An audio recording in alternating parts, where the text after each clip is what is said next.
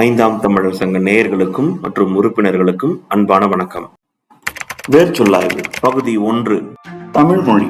தமிழர்களாகிய நாம காலங்காலமாக நம்ம மொழியோட பெருமையை பத்தி பேசிக்கிட்டு தான் வரோம்.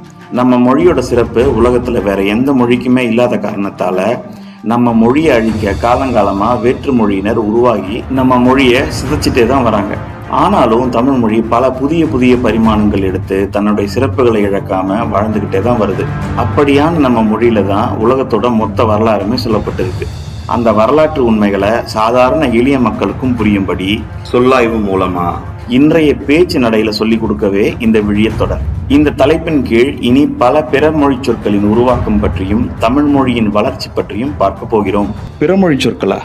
ஆமாங்க, பிற மொழிகளை உருவாக்கி அந்த மொழிகளை நம்ம கிட்ட திணிச்சு அந்த மொழிகள் எப்படி தன்னுடைய உண்மையான அர்த்தத்தை அறியாமல் உருவாயிருக்குதோ அதே போலதான் தமிழ் மொழியும் தன்னுடைய உண்மையான அர்த்தத்தை அறியாமல் இயற்கையிலிருந்து உருவானதுன்னு சொல்லி நம்மள நம்ப வச்சிருக்கிறாங்க. அதே போல மொழி பற்றலாம் எதுக்குங்க, மொழிங்கிறது ஜஸ்ட் ஃபார் கம்யூனிகேஷன் அப்படின்னு சிலர் பேசிக்கிட்டு இருக்காங்க.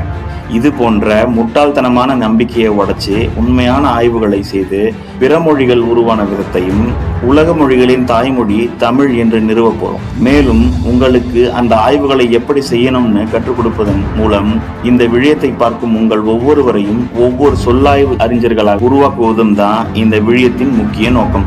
சரி, விழியத்துக்குள்ள போகலாமா? வாங்க. வேர்சொல். இன்றைய கல்வி நிறுவனங்கள் வேர்சொல் ஆய்வு பத்தி என்ன சொல்லுதுன்னு பார்ப்போமா? சில எடுத்துக்காட்டுகளை பாருங்களேன். சமைத்தாள், இதில் சமை என்பது வேர்சொல். சென்றான், இதில் செல் என்பது வேர்சொல். கற்றான், இதில் கல் என்பது வேர்சொல். விழுந்தான், இதில் விழு என்பது வேர்சொல். வந்தான், இதில் வா என்பது வேர்சொல்.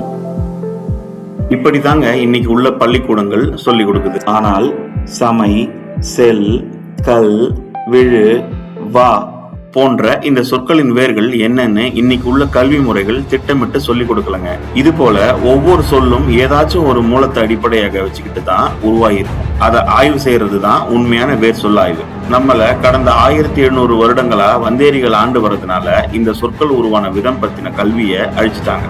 நம்ம இனிமே அந்த கல்வி முறையை தர்க்க ரீதியா பார்க்க போறோம். சரி, அடுத்த பகுதியில சந்திப்போமா? நன்றி, வணக்கம்.